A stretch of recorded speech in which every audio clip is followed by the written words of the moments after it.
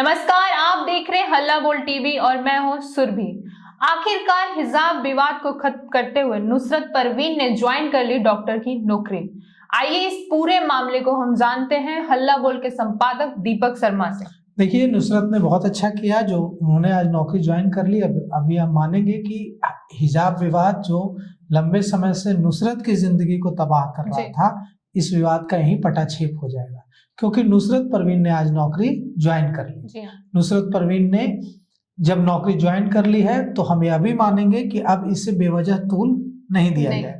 देखिए, नुसरत परवीन ने 23 दिन बाद आयुष डॉक्टर की नौकरी ज्वाइन की है और 20 दिसंबर ज्वाइनिंग की लास्ट डेट थी। इसे बढ़ाकर पहले 31 दिसंबर किया गया, फिर इसे बढ़ाकर 7 जनवरी किया गया।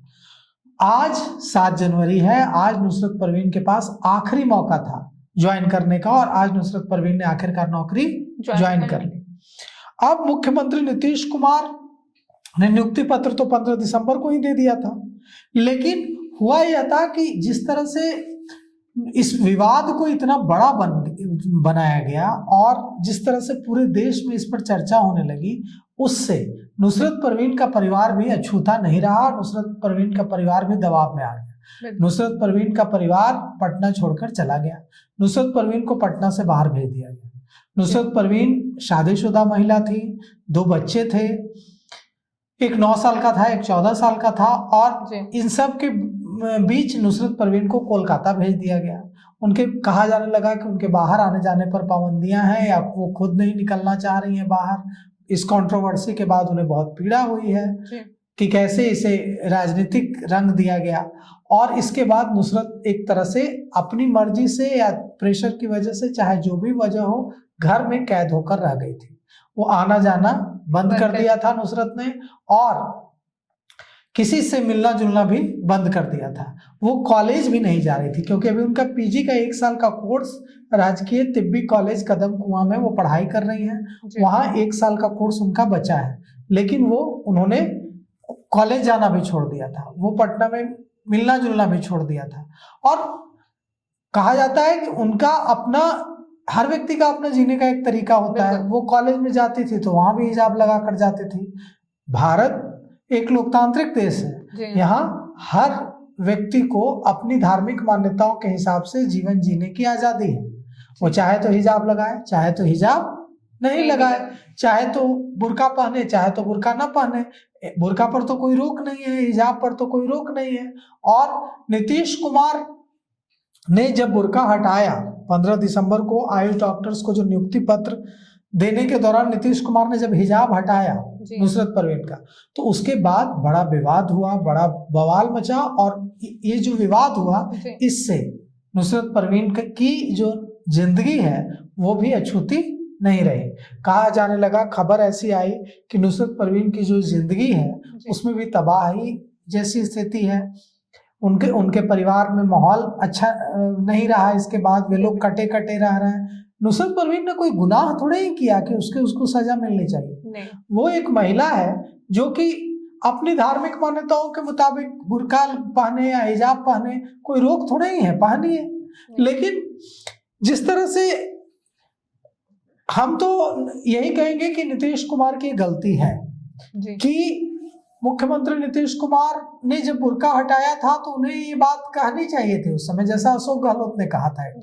अशोक गहलोत ने भी एक राजस्थान में एक महिला स्टेज पर उनसे कोई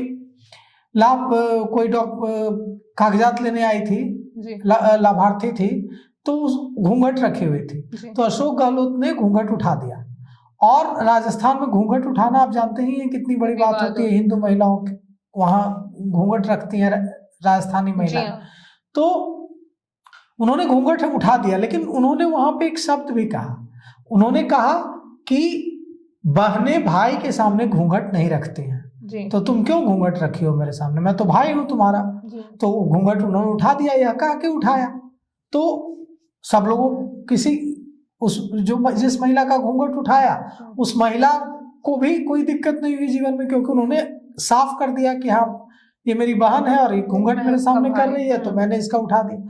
तो नीतीश कुमार की मंशा या नीतीश कुमार की नीयत पर कोई सवाल नहीं है, लेकिन अगर नीतीश कुमार भी इतना कह देते कि हाँ बेटियां जो है पिता के सामने बेटियां पिता के सामने हिजाब नहीं लगाती, जी हाँ, हिजाब लगाने की जरूरत नहीं है, हम तो तुम्हारे पिता जैसे हैं, यहाँ सब जो लोग हैं तुम्हारे भाई जैसे हैं, तो वो बात वहीं खत्म हो जाती। लेकिन बात ये हुई कि नीतीश कुमार ने जब हिजाब हटाया उसके बाद वहां मौजूद लोग हंसने लगे, और इसके बाद जिस तरह से सुर्खियां बनी मीडिया में, जिस तरह से चीजें आई, इससे नुसरत परवीन की जीवन में कई तरह से भूचाल आया, कई तरह से तूफान आया। उनको कोलकाता चली गई, वो लंबे समय तक उन्होंने नौकरी ज्वाइन नहीं की, लेकिन कहा जा रहा है कि सरकार ने बहुत अच्छा कदम उठाते हुए बैक चैनल बातचीत की नुसरत परवीन के परिवार से, क्योंकि नुसरत परवीन के जो पति हैं वो भी डॉक्टर हैं। तो बैक चैनल बातचीत की गई कि नुसरत परवीन को क्यों नहीं नौकरी ज्वाइन करना चाहिए। बिल्कुल। कई राजनेता इस पर राजनीति करने लगे। नुसरत परवीन का तो कुछ भला नहीं किया, लेकिन इस विवाद को तूल दे दिया। अब देखिए झारखंड के स्वास्थ्य मंत्री हैं, झारखंड के स्वास्थ्य मंत्री हैं, उनका नाम है इरफान अंसारी। वो फुरकान अंसारी जो कांग्रेस के सांसद हुआ करते थे उनके बेटे हैं। तो इरफान अंसारी ने, जो स्वास्थ्य मंत्री हैं झारखंड के, उन्होंने कह दिया कि नुसरत यहाँ आएगी तो नुसरत को हम 3 लाख की नौकरी देंगे, रहने के लिए फ्लैट देंगे। बाद में जो वहाँ जेएमएम की सरकार है, जेएमएम के मुख्यमंत्री हैं, कांग्रेस भी पार्टनर है सरकार में, जेएमएम ने साफ कह दिया कि ये स्वास्थ्य मंत्री का निजी बयान है, हमारा इससे कोई लेना देना नहीं।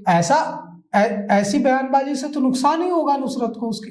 तो इस पर बयानबाजी खूब हुई, पूरे देश में बयानबाजी हुई नीतीश कुमार के खिलाफ। कई राज्यों में, बेंगलोर, उत्तर प्रदेश और दूसरे राज्यों में एफआईआर कराई गई। हास्यास्पद यह था कि महबूबा मुफ्ती की बेटी इल्तिजा मुफ्ती सामने आई और उन्होंने नीतीश कुमार को चेतावनी दे दी। अब महबूबा मुफ्ती की बेटी इल्तिजा मुफ्ती को यह नहीं मालूम है कि उसकी जो मौसी थी इल्तिजा मुफ्ती की, यानी महबूबा मुफ्ती जो जम्मू कश्मीर की मुख्यमंत्री रही हैं, उनकी मौसी को आतंकवादी उठा के ले गए थे और कई दिनों बाद छोड़ा था, और वो धमकी दे रही हैं। और तब उनके नाना ने, जब उनकी मौसी को उठा कर ले गए थे आतंकवादी, तो उनके नाना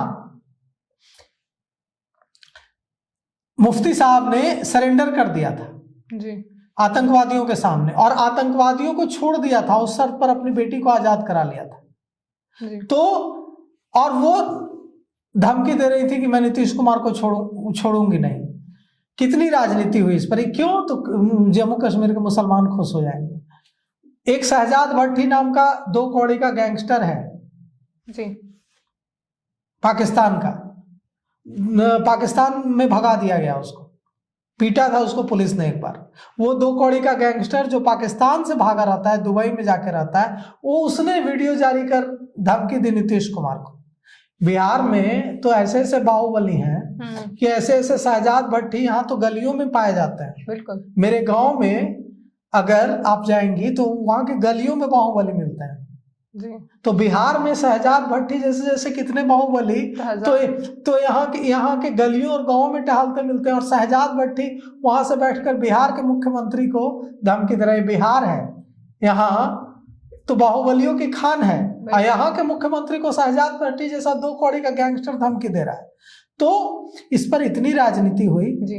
और नीतीश कुमार जब दिल्ली गए तो नीतीश कुमार से महिला पत्रकारों ने सवाल भी किया कि क्या जरूरत पड़ गई सर एक महिला डॉक्टर का हिजाब हटाने की। वो सवाल बहुत तीखा था, नीतीश कुमार ने उसका जवाब नहीं दिया, लेकिन ये सवाल तो है जी हाँ। जो उस महिला पत्रकार ने बिहार के मुख्यमंत्री नीतीश कुमार से दिल्ली में पूछा कि क्या जरूरत पड़ गई सर एक महिला डॉक्टर का हिजाब हटाने। आप उनसे बोल भी सकते थे। बिल्कुल, क्या आप हटा लीजिए, वो खुद हटा लेते जी हाँ। तो निश्चित रूप से भले ही नीतीश कुमार की मंशा जो हो, नीतीश कुमार की नीयत जो हो, लेकिन ये गलती तो है किसी भी महिला का हिजाब हटाना या घूंघट हटाना बिना उसके परमिशन के, बिना उसे खुद ही कहिए कि हटा लो, ये ठीक नहीं है, तुम डॉक्टर हो। तुम डॉक्टर हो, तुम नियुक्ति पत्र लेने आई हो, अपॉइंटमेंट लेटर आई हो, ऐसे में तुम चेहरा नहीं ढका होना चाहिए। नहीं, तो आप खुद ही कहें कि आप तुम हटा लो, लेकिन जो भी हुआ वो दुर्भाग्यपूर्ण था। जी। और हम ये समझते हैं कि अब इस मामले का यही पटाक्षेप हो जाएगा, इसे और खींचा नहीं जाएगा। जी हाँ, तो आप पूरा मामला सुन चुके हैं कि अब नुसरत ने ज्वाइन कर लिया है। बहुत विवादों में इनका ये रहा कि जब से नीतीश कुमार ने, हमारे माननीय मुख्यमंत्री जी ने वो हिजाब हटाया था और ये मामला विवादों में हर जगह छिड़ चुका था, जिसके बाद नुसरत पूरी तरह से गायब हो गई। लेकिन फिलहाल वो ज्वाइन कर चुकी है फाइनली। इस पे आपकी क्या राय है, हमें कमेंट करके जरूर बताएं। ऐसी तमाम खबरों के साथ बने रहे हमारे साथ, देखते रहे हल्ला बोल टीवी। धन्यवाद।